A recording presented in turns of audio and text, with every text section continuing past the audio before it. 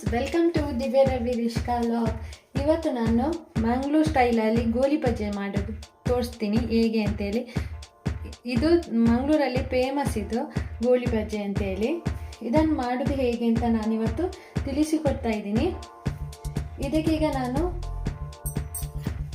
ಒಂದು 2 ಗ್ರೀನ್ ಚಿಲ್ಲಿನ ತಗೊಂಡಿದ್ದೇನೆ. ಇದನ್ನೀಗ ಆ್ಯಡ್ ಮಾಡ್ಕೊಳ್ತಾ ಇದ್ದೀನಿ. ಹಾಗೆಯೇ ಕರಿ ಲೀವ್ಸ್,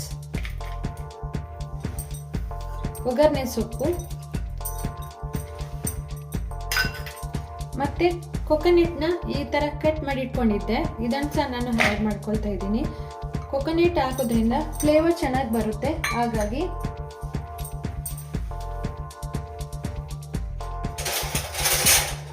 ಇವಾಗ ಇದಕ್ಕೆ ಸ್ವಲ್ಪ ಸೋಡಾ ಹಾಕ್ತೀನಿ ನೋಡಿ, ಅಡಿಗೆ ಸೋಡಾ ಇದು. ಹಾಗೆಯೇ ನಾನು ಈ ಸ್ಪೂನಲ್ಲಿ ನೋಡಿ, ಈ ಸ್ಪೂನಲ್ಲಿ 1 ಟೀ ಸ್ಪೂನ್ ಅಷ್ಟು ನಾನು ಸ್ವಲ್ಪ ಶುಗರ್ ಆ್ಯಡ್ ಮಾಡ್ಕೊಳ್ತಾ ಇದ್ದೀನಿ.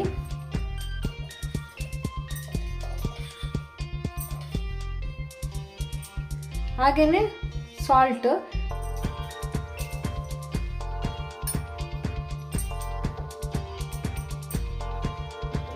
ಇವಾಗ ಇದಕ್ಕೆ ನಾನು ಮೈದಾ ಆ್ಯಡ್ ಮಾಡ್ಕೊಳ್ತಾ ಇದ್ದೀನಿ. ನಾನು ಒಂದು ಈ ಸ್ಪೂನಲ್ಲಿ 3 ಸ್ಪೂನ್ ತಗೊಂಡಿದ್ದೇನೆ.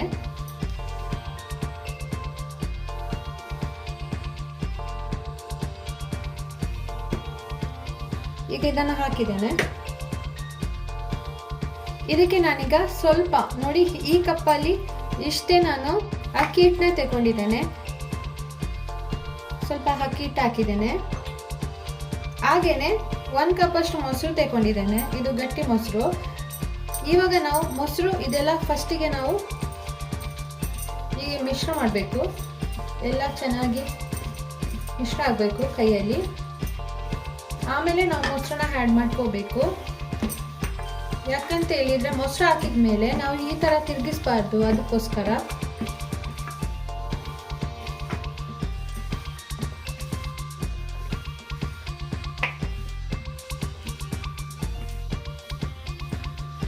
ಇವಾಗ ಇದಕ್ಕೆ ಮೊಸರು ಆ್ಯಡ್ ಮಾಡ್ಕೊಳ್ತಾ ಇದ್ದೀನಿ.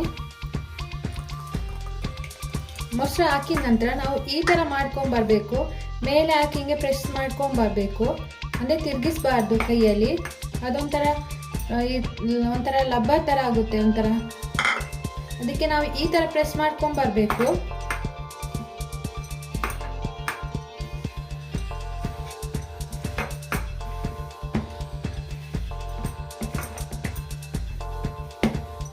ಈ ಥರ ಮಾಡಿದ್ರೆ ಆಯಿತು. ಇದಕ್ಕೆ ನಾನು ಸ್ವಲ್ಪ ಆಯಿಲ್ನ ಆ್ಯಡ್ ಮಾಡ್ಕೊಳ್ತಾ ಇದ್ದೀನಿ.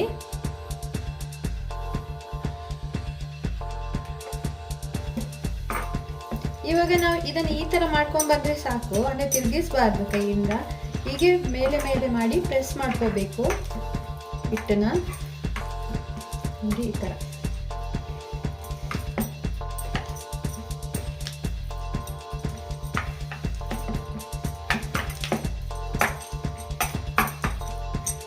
ಈ ಥರ ಹಿಟ್ಟು ಬಂದರೆ ಸಾಕು ನೋಡಿ. ಈ ಥರ ಹಿಟ್ಟು ಬಂದರೆ ಸಾಕಾಗುತ್ತೆ.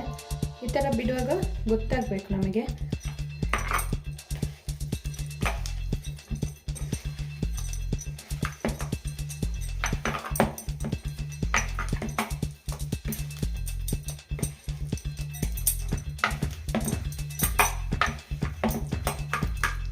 ನಾವು ಬಿಡುವಾಗ ಸಾಗೇನೆ ಕೈಗೆ ಸ್ವಲ್ಪ ನೀರು ತಾಗಿಸಿಕೊಂಡು ಇದನ್ನು ಬಿಡಬೇಕು. ಆವಾಗ ನೀಟಾಗಿ ಬರುತ್ತೆ ಇದು. ಒಂದು ಸ್ವಲ್ಪ ನೀರಾದರೆ ಇದಕ್ಕೆ ಬೇಕಿದ್ರೆ ಮೈದಾ ಹಿಟ್ಟನ್ನ ಆ್ಯಡ್ ಮಾಡ್ಕೋಬೋದು. ಈಗ ಇದಾಗಿದೆ. ಇದಕ್ಕೆ ಎಣ್ಣೆ ಬಿಸಿ ಮಾಡ್ತೀನಿ. ಎಣ್ಣೆ ಈಗ ಬಿಸಿ ಮಾಡಲಿಕ್ಕಿರ್ತೀನಿ.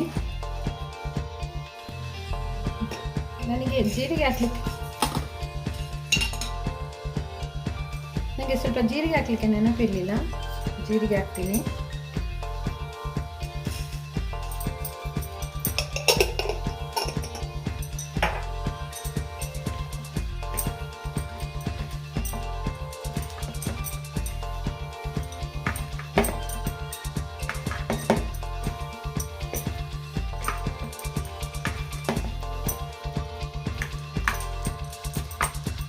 ಈಗ ಇದಾಯಿತು.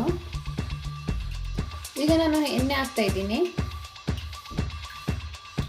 ಸನ್ಫ್ಲವರ್ ರಿಫೈನ್ಡ್ ಆಯಿಲ್ನ ಯೂಸ್ ಮಾಡ್ಕೊಳ್ತಾ ಇದ್ದೀನಿ.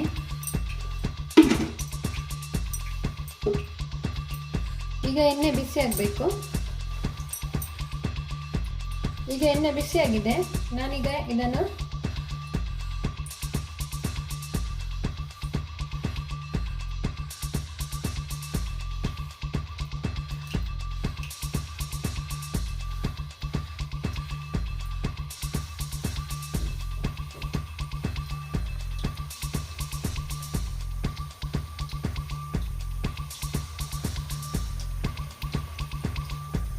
ರೌಂಡ್ ಬರದಿದ್ರು ಚೆನ್ನಾಗಿರುತ್ತೆ ಇದು ಟೇಸ್ಟು.